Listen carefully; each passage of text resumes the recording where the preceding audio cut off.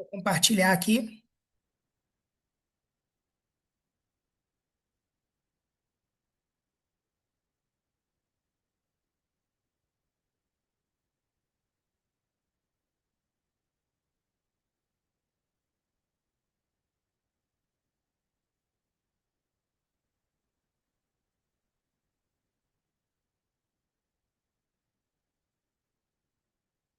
Então vamos lá, né?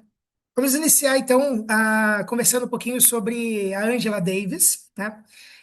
Na obra Mulheres, Raça e Classe.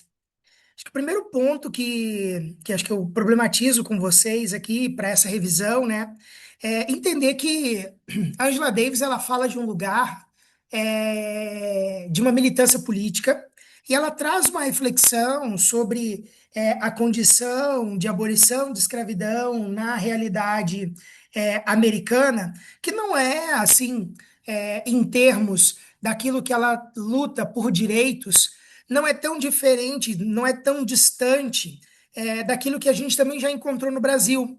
Então, falar sobre Angela Davis não é tão difícil para a gente associar. Claro que aqui eu não estou dando um curso sobre Angela Davis, né? A gente está fazendo uma revisão voltada para a PUC, para tentar entender assim.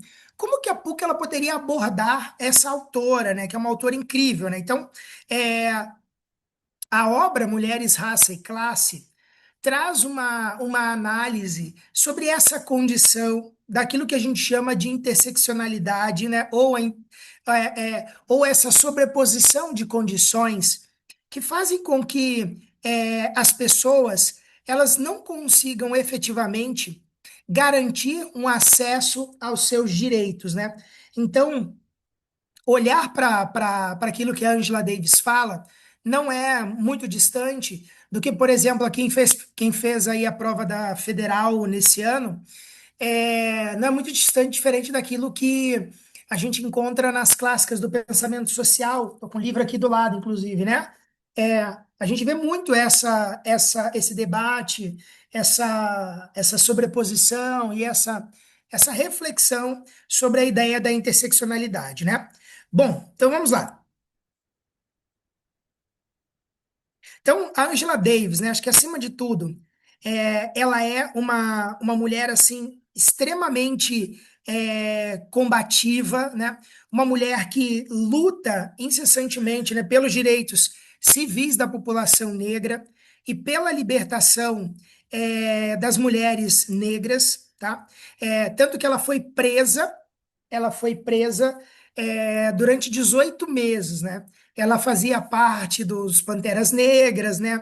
Ela tem um viés comunista enquanto ideal político, né?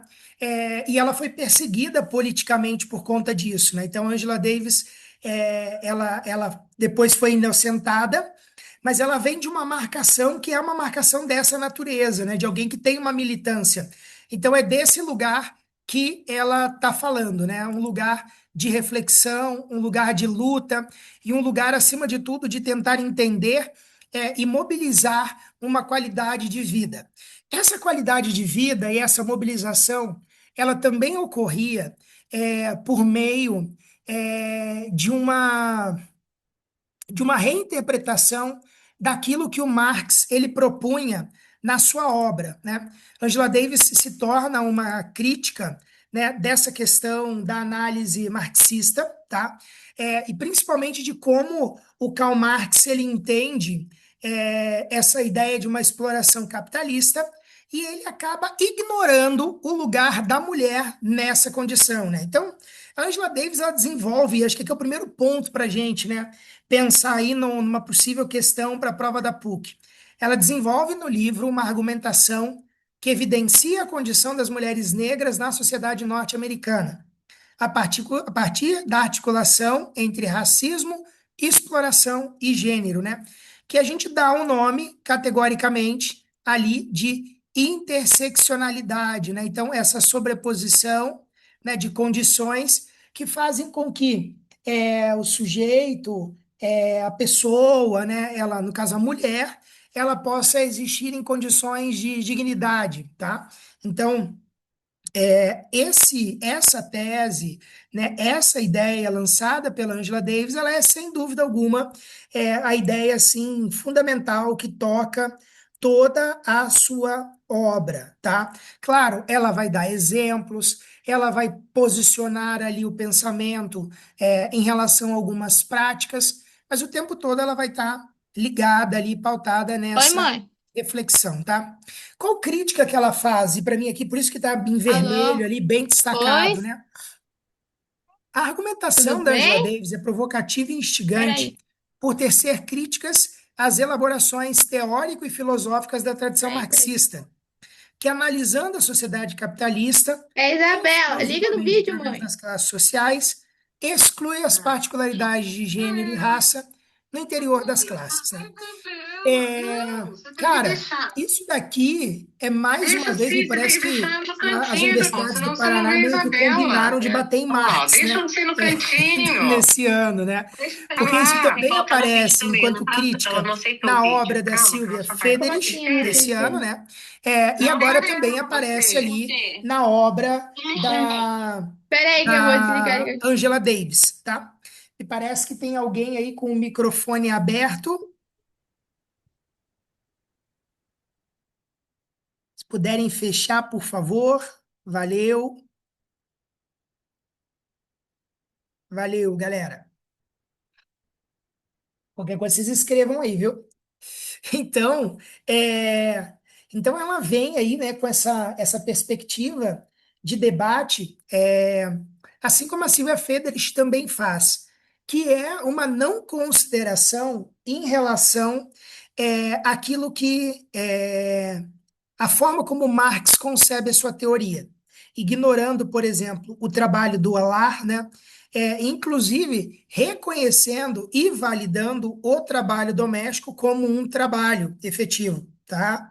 É, porque o homem, né? Então, nessa tradição, ele vai, né, para uma perspectiva que ela é uma perspectiva do trabalho externo, né, do trabalho fora, mas a mulher fica em casa, porém, esse trabalho do lar, esse trabalho da casa, ele não é considerado, né? Então, essa economia doméstica, ela não tem um lugar de reconhecimento, ela não tem um lugar de valor, né? E não apenas isso. Quando a gente olha também para a condição racial, pior ainda, né? Que a gente acaba aí encontrando mais uma relação de exclusão. Por isso que a gente tem o termo da interseccionalidade ganhando força, né? Então, o Marx faz o recorte a partir apenas de classe e desconsidera outros dois elementos super importantes também dentro do debate, tá? Então, acho que é aí que é o ponto principal da obra dela, né? E poderia ser uma questão de prova, né? Então, a Ângela, ela recupera as repercussões da sociedade escravagista para compreender a sociedade capitalista atual em suas formas de dominação, exploração e apropriação da força de trabalho, e também da sexualidade. Também para a manutenção da subalternidade das mulheres negras até a atualidade. Eu destaquei isso aqui, não é à toa, né? Pensar a ideia da subalternidade das mulheres negras, especialmente em relação ao trabalho doméstico, o racismo e o sexismo, como bases de fundação da sociedade capitalista, tá? Então, esse trabalho, né, da mulher negra, né, e esse corpo, eles foram apropriados, inclusive, quando a gente analisa o trabalho reprodutivo, tá? Né, esse trabalho para a perpetuação de um sistema escravagista, tá? Então, ela olha para essa problematização e a reflexão que ela faz, ela é uma reflexão que a gente pode estender para a contemporaneidade. Eu gosto sempre de dizer assim, né? Por exemplo, quando você pega, por exemplo, os números, né? A gente tem aí, aqui em Curitiba, né? Um público aí de negros e pardos autodeclarados que mais ou menos se aproximam de 20% da cidade, né? E o quanto que a gente vê desses 20% de mulheres, de modo particular, né, numa condição expressiva de reconhecimento social, né? Quantos? Pensar, se a gente fosse arredondar aí, né? Mais ou menos, se a gente fosse colocar 1 milhão de pessoas em Curitiba, tem mais do que isso, né? A gente teria 200 mil pessoas negras e pardas, mais ou menos, né?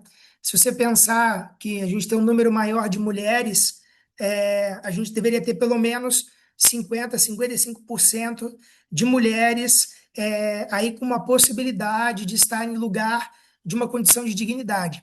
E a gente não as encontra, né? Mas a gente as encontra em trabalhos, né, de serviços gerais, que têm a sua dignidade, e a gente não está discutindo isso, né, mas trabalhos que não têm uma expressividade ou um reconhecimento ou uma remuneração, né? Então, uma remuneração digna. Então, a gente vê essa condição da subalternidade como um elemento que é uma herança dessa perspectiva. E aí eu quero te dar uma dica, porque acho que, acima de tudo, uma aula de revisão ela tem essa proposição, né? O que você tem que pensar aqui é aquilo que a gente também identifica na própria história do Brasil. Então, quando a gente fala sobre essa temática, não é uma temática que se fala assim, nossa, caramba, que diferente da nossa realidade, né? Não. É uma temática que ela está muito próxima também daquilo que a gente já viveu, né?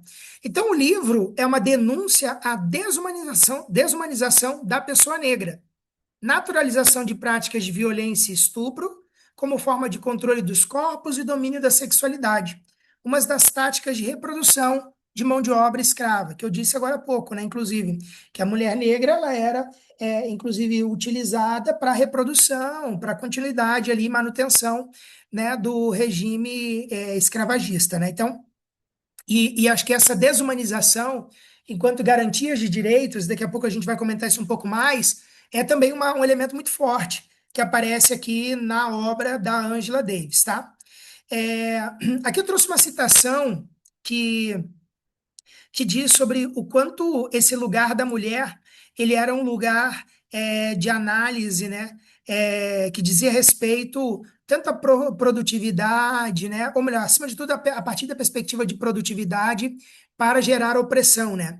E então eu coloquei essa citação porque eu acho que ela é muito importante para a gente ler junto, até para a gente poder entender o contexto daquilo que a Angela Davis ela diz para nós, né? Então, no que diz respeito ao trabalho e à força e à produtividade sob a ameaça do açoite eram mais relevantes do que as questões relativas ao sexo, tá? Então, a força e a produtividade. Nesse sentido, a opressão das mulheres ela era idêntica à dos homens. A postura dos senhores em relação às escravas era regida pela conveniência. Quando era lucrativo explorá-las como se fossem homens, eram vistas como desprovidas de gênero, né? Se era importante naquele momento explorar sua força produtiva de uma determinada forma, aí a gente enxerga de um jeito. Mas quando podiam ser exploradas, punidas e reprimidas de modos cabíveis apenas às mulheres, aí elas eram reduzidas exclusivamente à sua condição de fêmeas, né? Então, havia, inclusive, um desejo ou uma conveniência ali, né? Em relação àquilo que era bom para o senhor, né? Enquanto uma exploração da mulher e do corpo feminino, tá? Então, qual é um dos principais pontos de impacto quando a gente olha para a obra da Angela Davis, né? A população negra, considerada livre, não teve acesso ao sistema de proteção social e às condições de trabalho digna, moradia, acesso à terra, dentre outras necessidades básicas para a sua sobrevivência e progresso. Tem um cara que eu gosto muito de citar, que é um autor chamado Eric Foner, tá? Vou escrever aqui o nome dele para vocês. Aqui, ó. Eric Foner. Ele escreve uma obra chamada Nada Além da Liberdade. E ele escreve exatamente sobre o que foi essa realidade americana, tá? Que serve também para a realidade brasileira, também não é distante da realidade brasileira. Então, o que ele postula enquanto uma análise interpretativa é exatamente isso que a Angela Davis também está dizendo. Quando a gente fala de uma abolição, a gente a gente tem que considerar, ou pelo menos problematizar, em quais condições isso tudo aconteceu. né? Se foram condições de dignidade, se a gente teve uma possibilidade ali o direito à cidadania, né? E condições ali mínimas para se estabelecer socialmente, né? Que a gente sabe que não aconteceu. Então, é esse ponto que ela vai analisar, né? Então, os dados do censo à época, continuando aqui a leitura, né, revelam a continuidade dos elementos que caracterizavam o sistema escravagista, como a autora denominou o selo da escravidão, na vida da população negra, mais preponderante na vida das mulheres negras, né?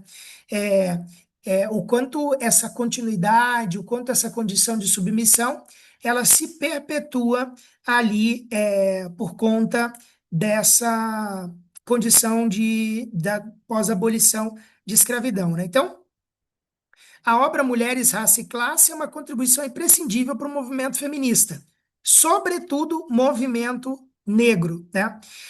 Porque o próprio feminismo faz uma autocrítica, né? O próprio feminismo, né, vem de uma análise burguesa, e a Angela Davis fala sobre isso, né?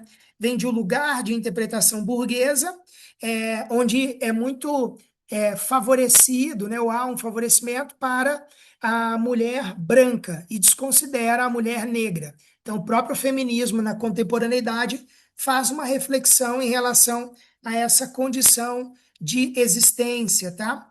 Então, acho que esse é o lugar e a interpretação que a gente faz. Então, o conceito de interseccionalidade, eu volto aqui, utilizado pela autora para analisar a realidade estadunidense, apreende os elementos constitutivos das categorias raça, classe e gênero, na relação entrelaçada, permitindo compreender as opressões sem hierarquizações, né? Então não é uma condição junto com a outra. Elas é uma trama, elas se entrelaçam, elas se ajudam a continuar a manter uma condição de exploração e de indignidade de vida, tá? Agora, a outra obra, a Nostalgia do Sagrado, né, do Michel Maffesoli, né? A Nostalgia do Sagrado, ela é uma obra muito interessante, muito bonita, tá? Para a gente poder analisar. Ela não é uma obra difícil, e o Maffesoli ele vai fazer um pouco uma reflexão sobre o quanto nós temos hoje um desejo de nos encontrar na perspectiva tribal, de grupo, de identidade, né? Então, a gente tem aí esse olhar hoje nos seus estudos, né? Eu fui até buscar algumas entrevistas do Maffesoli sobre a obra dele, né? O que ele está pensando quando ele escreve, né? Esse texto aqui, A Nostalgia do Sagrado, né? Esse textinho bom, assim, textinho de 280 páginas, mas é um texto bem, bem bonito, né? Então, a primeira coisa, ele olha para os valores da modernidade e ele diz que eles estão saturados, né? Primeiro ponto para a gente pensar aqui, o que é essa saturação que ele coloca, né? O que é um valor saturado da modernidade? Ele está falando dessa ideia de modernidade, que é aquela que controla todas as coisas, aquela que domina todas as coisas, aquela que racionaliza o mundo. Essa não faz sentido mais, né? E aí, comentando sobre a obra, né, o Maffesoli diz assim: olha, talvez eu devesse ter usado o retorno do sagrado, né, ao invés de ter usado a nostalgia do sagrado. Mas o que ele quer propor ali, na verdade, é uma interpretação sobre como a gente analisa essa ideia, né, do que é o sagrado, né, e de como essa noção de sagrado não está ligada a uma questão religiosa. Anota isso em algum canto aí. O sagrado para uma Fessoli não é uma noção de religião institucional, tá? Mas ela é uma ideia da gente localizar alguns sentimentos da vida. Então, nostalgia do sagrado, para ele, é uma busca por novas formas de vivenciar a vida em sua plenitude. Então, é vivência, não é religião, não é institucionalização. Ele está falando sobre sentido, né? Sobre sentido da vida. Então, eu selecionei alguns tópicos, né? Daquilo que vai aparecendo como importante. Primeiro, a crítica à modernidade e a razão única, tá? Ele vai fazer uma análise daquilo que a gente aprende com o iluminismo, né? Acerca de uma modernidade que se baseia numa razão instrumental, que quer controlar, prever, racionalizar tudo, tá? Uma razão que ela se fecha muito numa arrogância humana, uma prepotência humana, né? E só que essa prepotência, ela se torna vazia, ela faz a nossa vida ser vazia, faz a nossa vida perder o encanto, né? O próprio Max Weber, e no final desse tópico eu vou comentar com vocês, ele fala sobre o desencantamento do mundo que a modernidade faz, né? Que é exatamente a gente perder o sentido, se distanciar também da ideia de uma perspectiva religiosa, tá? E a gente acaba se prendendo muito a uma ideia de que a gente domina todas as coisas. E que é uma mentira enorme, né? Uma mentira enorme. Porque a gente não domina, a gente não controla, a gente não tem esse poder, né? Então a modernidade se baseou numa razão instrumental que busca controlar, prever e racionalizar tudo. Só que o que que ele fala sobre a contemporaneidade, né?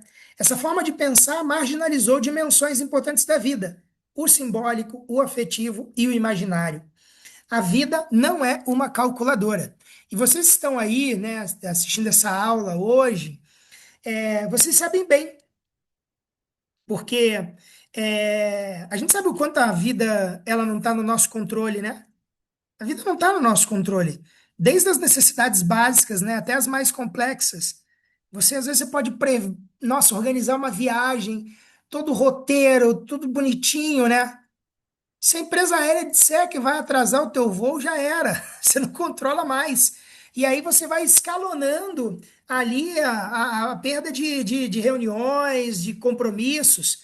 E acabou. Não tem o que você fazer. Pode chorar, espernear, né? Então, uma Fessoli está dizendo assim, cara, a gente precisa se conectar com outras coisas. E é um fenômeno da contemporaneidade, tá? Isso, né? Da gente ver relações de identidade, de afeto, sentimentos, e elementos simbólicos, marcadores que reúnem as pessoas, né? E também é uma ênfase ali a ideia da imaginação, né? Então, qual é a proposição? E aqui eu chamo a atenção de vocês porque eu acho que é um ponto bem importante, né? O Maffesoli, ele propõe uma razão integral, que une tanto a razão e a sensibilidade, então ele não está excluindo a razão, tá? A ciência e o mito, a lógica e a emoção. Não é uma razão excludente, como essa razão instrumental aqui, ela era, né? Não é uma razão excludente, mas ela é uma razão includente, que une esses aspectos da vida humana, né? É tão bom quando a gente dá um abraço na pessoa que a gente ama, né? É tão bom quando a gente se sente correspondido, quando a gente se sente amado, quando a gente é, tem essa vinculação, né? Quando você está com saudade de alguém, você encontra alguém que você ama e você tem saudade, né? Então, o Mafessori está falando sobre essas relações, da gente poder olhar para coisas que a gente simplesmente deixou de lado, né? Então, o sagrado para ele, e eu já disse, não é uma religião institucional, né? O sagrado se manifesta em rituais cotidianos, afetos e comunhões simbólicas. É, por exemplo, né? Eu gosto muito de almoçar com a minha esposa e meu filho em casa, final de semana. Pelo menos uma refeição, nós três juntos, em volta da mesa, uma comida gostosa. Geralmente eu que faço no final de semana. Isso é um rito. Isso é um rito. Mas isso atribui um monte de sentido para a gente, né? É o momento da família, da gente estar junto, da gente poder viver com meu filho, com o nosso filho, sabe? Da gente poder contar histórias, da gente poder criar memórias, é olhar para a simplicidade, né? Para a simplicidade, para uma vida que ela tem as dores, ela tem as alegrias. Daqui a pouco isso vai aparecer mais aqui. Porque uma pessoa está dizendo assim, cara, a gente tem que equilibrar uma balança, né? E a vida não é apenas alegria. A vida não é apenas controle. A vida, ela tem bastante coisa. Tem bastante coisa que a gente que a gente tem que atingir, né? E a gente não dá conta de todas elas, né? Então, a pós-modernidade, para ele, marca um retorno do sagrado. Não como dogma, não como religião, mas como experiência de pertencimento e encantamento, tá? Então, por exemplo, a gente pode olhar assim para a ideia dos festivais, para a ideia das torcidas, é, para as torcidas de futebol, para as redes sociais, como as novas tribos, né? Para as identificações que a gente tem, por exemplo, enquanto grupos de escola, né? Grupos de jovens de igreja, fãs, né? É isso, assim, né? É olhar para as coisas bonitas do cotidiano. Quem vai ou quem já foi em jogo de futebol sabe que é muito louco, assim, né? No futebol, você abraça pessoas que você nunca viu na vida, né? Você abraça pessoas que você fala assim, meu Deus, né? Como é que eu tô interagindo com essa pessoa, né? Uma loucura quando sai um gol, né? Porque existe um sentimento que os une, né? É, que cria identidade, né? Que cria uma tribo, que vocês dividem os mesmos valores, né? E a contemporaneidade tem muito dessas marcações, né? Tanto que a galera tem aí, a galera que gosta, sei lá, do Justin Bieber, né? Da Taylor, né, do Bruno Mars, aqui, por aqui gosta-se muito do Bruno Mars, inclusive, né? E a gente cria os nossos grupos, né? As nossas tribos, as nossas identidades ali, que giram em torno dessas coisas, né? E aí uma pessoa está dizendo sobre isso exatamente porque a vida humana, ela tem essa marcação da descida aos infernos. O que que é a descida aos infernos, né? É a gente entender que a vida, ela é marcada também pelo lado sombrio, pela dor, pela finitude, pela contradição. Só que qual que é o problema, né? A gente parece que a gente é formado apenas para viver o prazer, né? Não identifica o sofrimento, a gente não identifica a dor, né? E elas também existem na vida social. Elas também existem. Elas também fazem parte, né? Então, o homem pós-moderno reaprende a conviver com o trágico, em vez de negá-lo como fazia a modernidade otimista. Isso aparece, inclusive, no próprio Byung-Chul Han, né? Nesse excesso de positividade que a gente tem da vida. Não, na verdade, a gente tem que aprender a viver, a lidar com os limites, né? Respeitar os nossos limites, conviver com a dor, conviver com o luto, aproveitar, porque a gente sabe que a gente acaba. Eu acho que, inclusive, a gente está vivendo um tempo hoje onde as nossas relações elas têm melhorado em qualidade por conta da ideia da finitude. Acho que as pessoas estão entendendo um pouco mais que a gente acaba, né? E que se a gente não aproveitar, você não vai ter. Acho que a gente tem. Claro, isso também gera um apego, às vezes, né? Um apego emocional, uma dependência, né? Mas a gente tem reaprendido a ressignificar essa vida, né? E aí uma pessoa ele vai dizer que, cara, a sabedoria, ela nasce, né, da aceitação dos nossos limites, da gente entender que existem limites que eles nos são impostos, né? E tem que aprender a conviver com eles, cada um com o qual, né?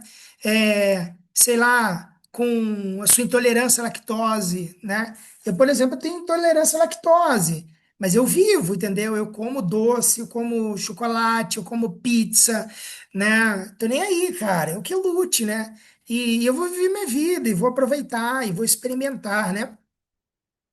A era do nós, o sentimento de pertencimento. A pós-modernidade seria a era do nós.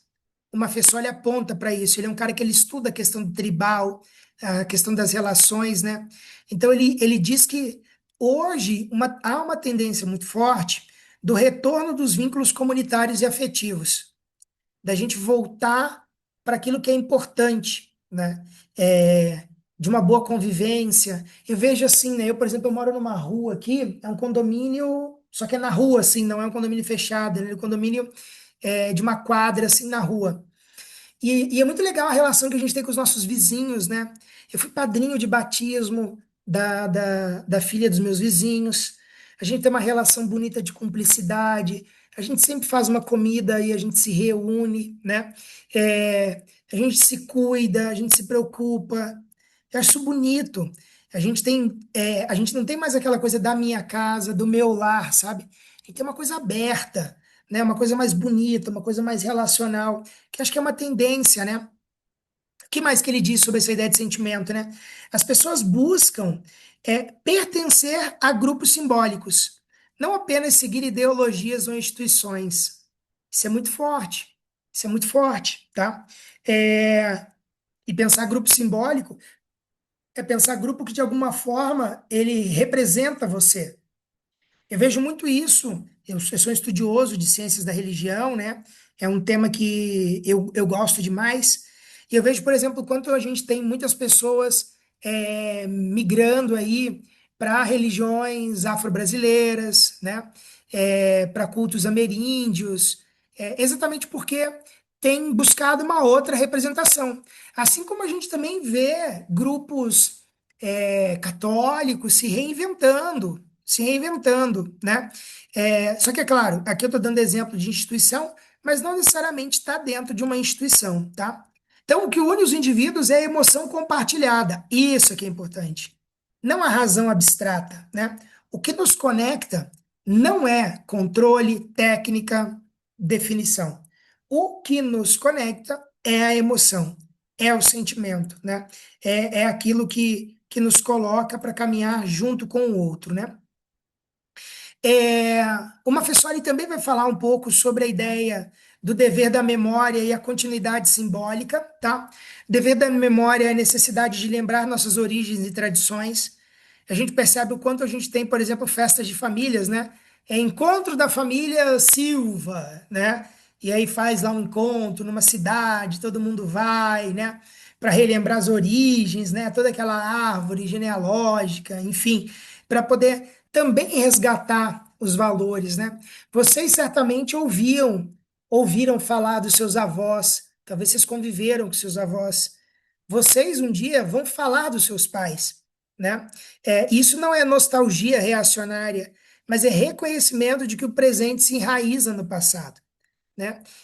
O passado ele é a fonte inspiradora e a memória cria continuidade simbólica entre as gerações. Os valores que a gente leva, né? Eu tenho valores que eu aprendi com a minha avó e eu levo esses valores. Você também tem. Você também tem. Talvez você não consiga pensar agora, né? Mas você também tem esses valores, esses elementos que você vai levando, né? Então, e aí, na reta final, né, a transmutação do cotidiano e sagrado. O sagrado pode estar no banal, no corpo, na festa, na arte, né? Eu vou dizer para vocês, por exemplo, fiquei por mais de 10 anos da minha vida querendo ir num show do Bruno Mars, né? Cara, e quando eu fui no show do Bruno Mars, para mim, eu sou muito fã dele, gente, assim, tipo, desde 2012, assim. Cara, que eu acompanho, né? Cara, ir no show dele foi uma coisa para mim, assim, eu parecia uma criança. E, cara, o show dele não era um evento religioso, tá? Não era um evento religioso. Mas ele, para mim, ele teve um lugar, aquela experiência daquele show, né? Eu pulava igual uma criança, minha esposa ficava me segurando assim, botando a mão nas costas para conter o meu corpo, porque eu explodia de felicidade, sabe? Né? Naquilo, né? Aquele momento foi sagrado para mim, assim. Tanto que ele tá na minha memória. Não tem um... Gente, teve um ano, fez um ano agora, dia 13 que eu fui no primeiro show do Bruno Mars. Cara,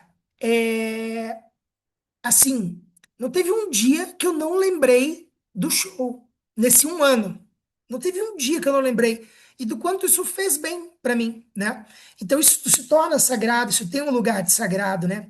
Então transmutar é transformar o ordinário em algo dotado de sentido simbólico, daquilo que eu faço, do porquê que eu faço, né? Eu, por exemplo, sou professor. Eu amo ser professor. Meu Deus, eu amo ser professor. Então, a rotina do professoral, para mim, ela é encantadora, ela é transformadora, ela é apaixonante, né? Tem coisas que são chatas, burocráticas, tem, mas eu amo dar aula, né? Dar aula para mim é demais, assim. Então, isso também é viver, de certa forma, uma espiritualidade, né? É uma espiritualidade sem dogma e é vivida na vida comum. Mas isso também é vivido com meu filho, quando eu sento com ele no chão e vou brincar. E vou brincar e eu entro no mundo dele, e deito no chão e rolo e canto música, né? Então é uma convocação que o Mafessoli nos faz para a gente reencantar o mundo, né? Reencantar é a contramão daquilo que o Weber dizia, que era o desencantamento, né, que a modernidade fez. Então a pós-modernidade, né, ou a contemporaneidade para o Mafessoli traz, na verdade, esse reencantamento, né? Então, a treva radiante e a ambiguidade da vida, né? A treva radiante para ele é o reconhecimento de que luz e sombra coexistem. A gente entender, que é o que a gente já falou, né? Porque a vida é uma imperfeita perfeição. E é isso que faz ela ser linda. Ela é imperfeita, dentro do seu contexto, né? Dentro com as suas dificuldades, com as suas questões, né? E por fim, aqui a catolicidade e a comunhão universal. O que é importante a gente destacar do Mafessoli aqui? O Mafessoli vai dizer que não é o catolicismo institucional que traz a grande, ali a grande síntese, né? Para ele, na verdade, é o sentimento universal de comunhão com o todo, né? A palavra comunhão significa comum união, né? De vida comum, dividida.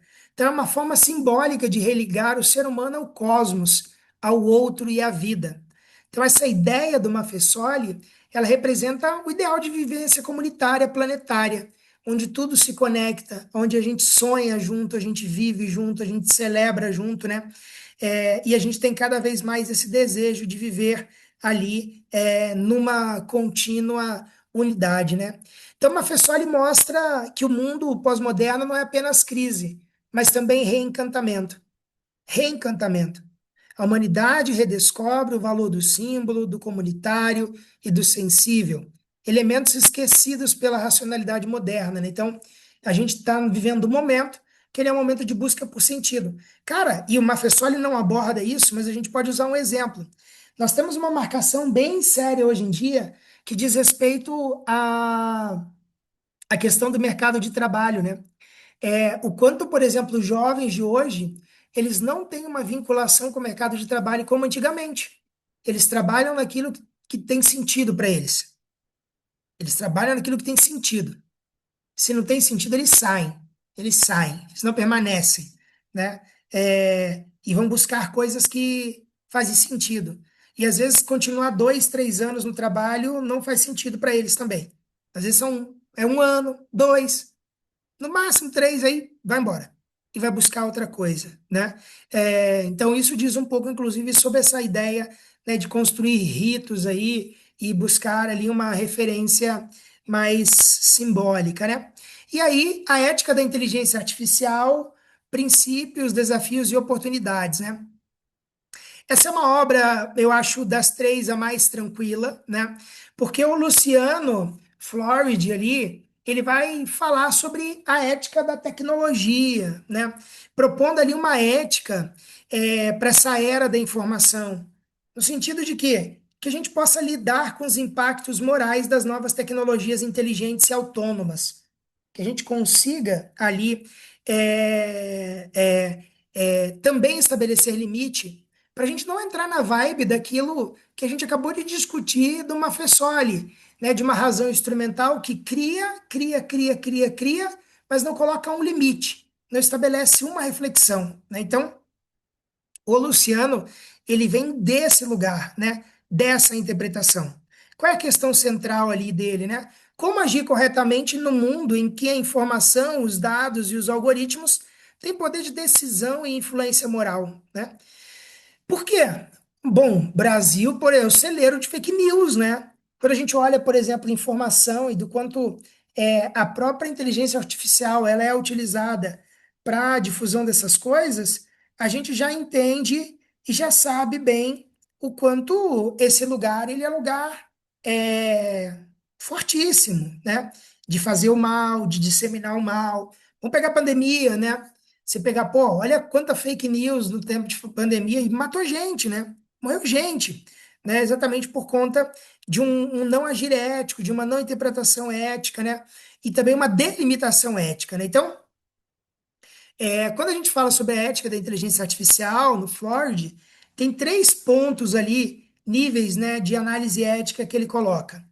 Primeira, a ética na inteligência artificial, né, dentro dela. O uso ético da IA por humanos, com respeito à privacidade, né, não vazamento de dados, integridade das pessoas, né? Então a gente tem vários exemplos relacionados ao mau uso dessa ética, né? No caso, mau uso da IA, no caso, né? A ética para a IA. Como projetar a IA com princípios éticos embutidos? como é que eu faço ela? E aí é um ponto importante, né?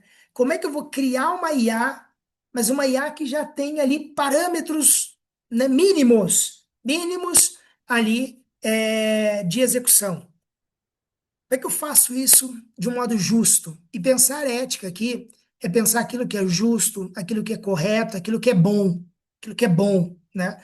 E isso acontece por meio de uma regra, de lei, né? De moralização, de sistematização. E por último, a ética da IA, que é uma reflexão filosófica sobre o papel moral da IA na sociedade. Ela não pode ser um universo intangível, tá? A IA tem que ser um lugar que ela também tem que ser pensada do ponto de vista moral, né? É importante a gente pensar nela, nessa interface, daquilo que ela entrega para o mundo, né? Então, a IA deve ser vista, de acordo com Floyd, como um agente informacional que amplia a nossa capacidade de ação, mas também redistribui responsabilidades morais. Gente, é fácil. O que que ele está querendo dizer para nós? Cara, não dá para ter uma IA que não tenha parâmetro. Tem que ter parâmetro, parâmetro ético, porque lida com a vida das pessoas, né? Porque dimensiona, amplia, mas também prejudica. Né? Olha que as pessoas fazem montagem de fotos, né? E prejudicam umas às outras, criam coisas horríveis. Cara, a gente tem que limitar isso, né? Então, quais são os princípios fundamentais dessa ética para ele, né? Primeiro, beneficência. No caso, a IA deve promover o bem-estar e gerar benefícios. Não maleficência, evitando danos tanto físicos quanto informacionais, como a manipulação, a vigilância e a desinformação. A autonomia, respeitar a capacidade de decisão dos seres humanos.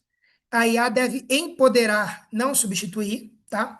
Respeitar a capacidade de decisão, ela empodera, mas ela não substitui, né? Ela dá um lugar, mas ela não pode interferir, né? Ela auxilia, ela caminha ao lado, né? Mas ela respeita a decisão humana, tá? E a ideia de justiça, para mim, é uma das mais fortes, tá? Que é garantir distribuição equitativa de benefícios e riscos. Por exemplo, evitar vieses algorítmicos, né?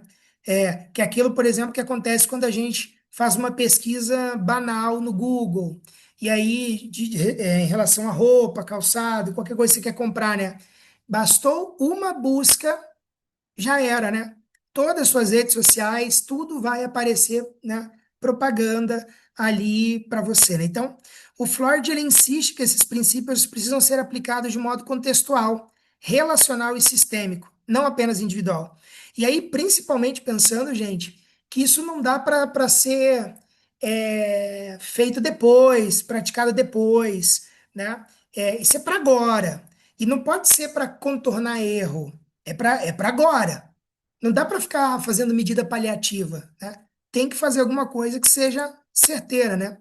A infosfera e o novo ambiente moral. O Floyd ele vai comparar, né, a infosfera com a biosfera, né? Sendo a infosfera esse ambiente moral em que vivemos, né? Formado ali pelos seres humanos, pelas máquinas, pelos dados, pelos softwares, né? Então, nesse contexto, a ética da informação propõe uma forma de ecologia moral, na qual devemos cuidar não apenas dos seres humanos, mas também da integridade do ambiente informacional, né? Então, se a gente quer avançar, e olha que proposição bonita que ele faz, se a gente quer avançar enquanto uma reflexão acerca do uso da inteligência artificial, a gente tem que entender que a gente tem que pensar enquanto um sistema, né, do ponto de vista da ecologia, né, na integridade do ambiente informacional, porque ele diz respeito a nós, ele diz respeito à nossa vida, tá? Então ele vai colocar alguns desafios éticos, né? Os vieses algorítmicos, discriminação automatizada, privacidade, vigilância em massa, responsabilidade e imputação moral. Quem é responsável quando a IA erra? Transparência e explicabilidade dos algoritmos, impactos sobre o trabalho humano e a autonomia pessoal, a governança global da IA e cooperação internacional, porque não adianta nada, né, a gente pensar em limitações de IA para um estado e para outros não.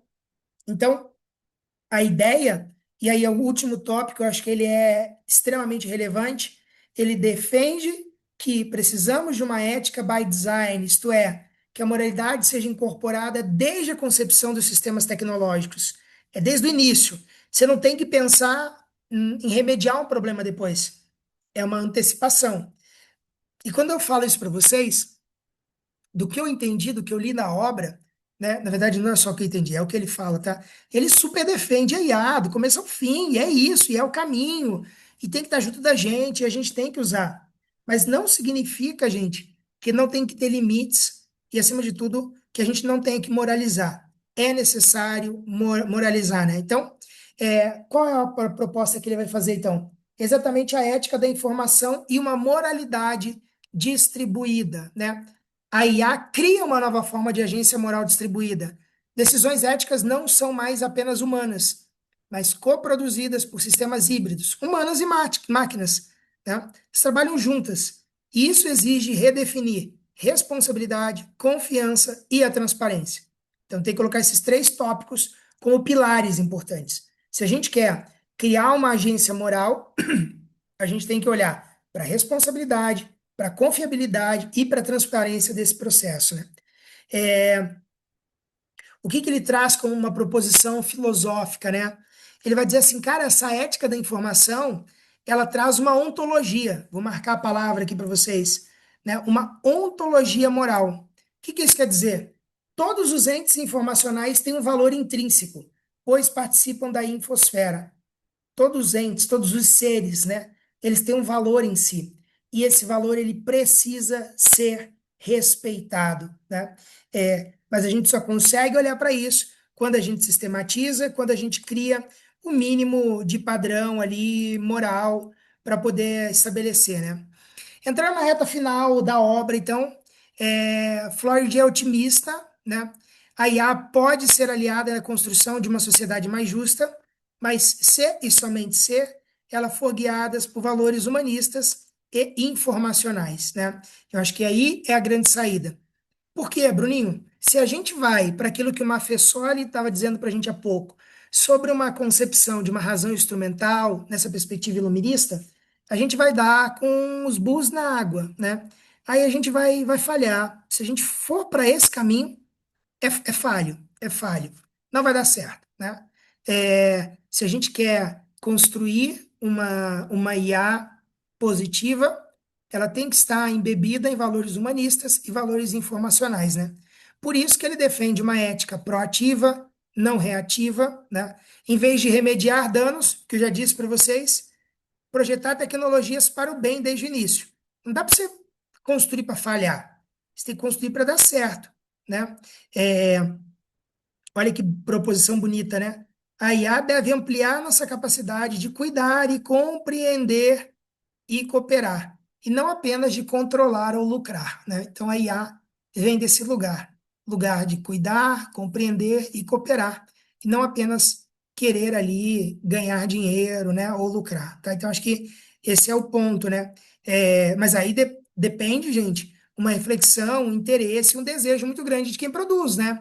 Se produz apenas uma ordem mercadológica, tende a não dar certo, né? O caminho certamente ali vai ser o caminho da falha, né? O caminho do erro, né, gente? Então é um pouco isso, galera, né?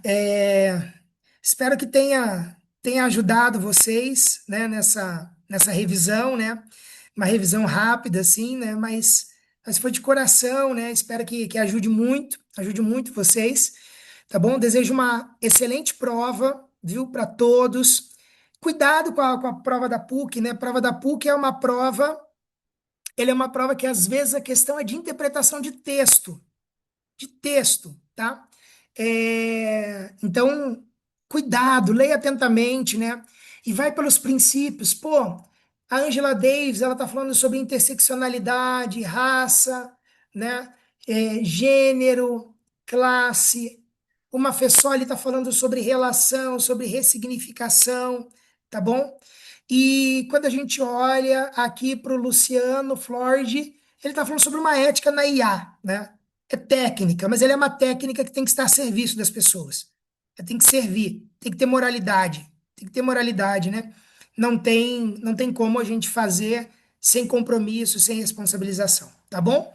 Um beijo para vocês, uma boa prova